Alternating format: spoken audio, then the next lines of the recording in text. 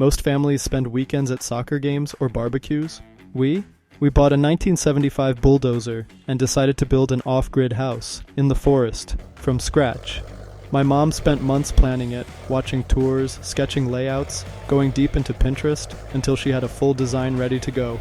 We live 4 hours away, so every weekend we drove out, cleared land, dragged stumps, and slowly turned raw forest into a build site. It wasn't much yet, but it finally started to feel real. Once the ground was finally clear and kind of flattish, it was time for our first official step, marking where the house would actually go. This part felt exciting, like we were drawing the first lines of a dream we'd been talking about for years. But by the end, we could finally see the shape of our home. That moment, kinda magical. Next up, digging trenches. Time to make holes. Big ones. We rented a mini excavator and a bobcat, and gave my dad the ultimate sandbox experience for 3 full days. Cost us around $3,000 total with delivery and fuel. We checked the depth about 1,000 times, not because we're perfectionists, but because we honestly weren't sure if we were doing it right. We all got very familiar with shovels, levels, and the phrase, "it's close enough." Spoiler, it usually wasn't. Once the holes were good, it was time to build the forms for the footings, basically big wooden boxes to hold the concrete. If this is off, everything's off. Like you start with crooked and end up with modern art. We hired a framing crew who actually knew what they were doing. Labor and materials, about $2,000. And yes, we totally tried to help by handing them tools and snacks. Teamwork.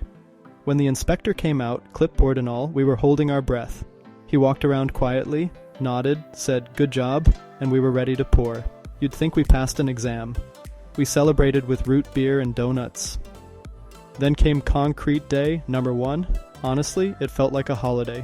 A giant pump truck showed up, hoses were flying, concrete was flowing, and everyone was weirdly quiet just watching it happen. We poured about 20 cubic yards, which cost us about $5,000 with the pump and the crew. Totally worth it. After the pour, the inspector came back, gave us the thumbs up and said, "Now that's a solid footing. Best compliment of the year." Also, shout out to my mom, who kept everyone sane and fed through all of this. I'm convinced construction runs on caffeine and snacks. After the footings cured, the same crew came back to frame the crawlspace walls. Taller forms, more bracing, and even more chances for us to accidentally step in wet concrete. Labor was about $2,000, materials another $1,000. This part actually felt satisfying. The house was starting to go up, even if it was still just boards and nails. We walked around pointing and saying things like, "This'll be the kitchen," and "This corner feels cozy." Reality check. We were standing in dirt surrounded by plywood, but hey, vision matters.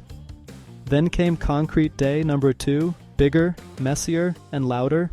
35 cubic yards, a pump truck that sounded like a jet engine, and an entire crew pouring like pros. Concrete with pump and labor about $9,000. We watched those walls rise and suddenly, the house had height. It felt real, like no turning back now. I even heard my dad say, "This might actually work," which is basically his version of tears.